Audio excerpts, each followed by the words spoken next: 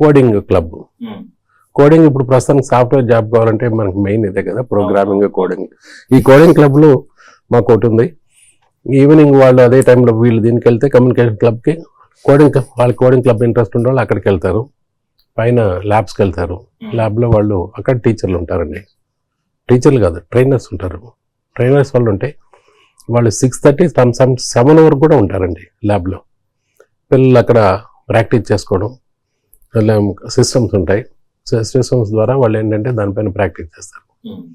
అందుకోసమనే మన పిల్లలు కొంచెం స్ట్రాంగ్గా కూడా ఉన్నారు.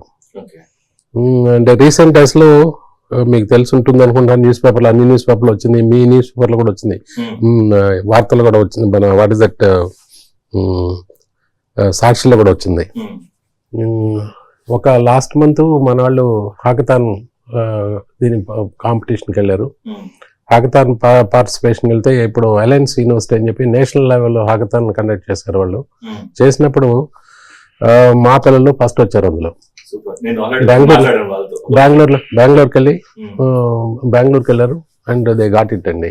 రియలీ ఎక్కడ మేము ఎక్కడ national level participation competition from the scratch నేను స్టార్ట్ చేశాను, ఇప్పటి వరకు వచ్చింది. మా పిల్లలు ఇలా దేశం wide, national wide, international wide గా రిప్రజెంట్ చేస్తుంటారు.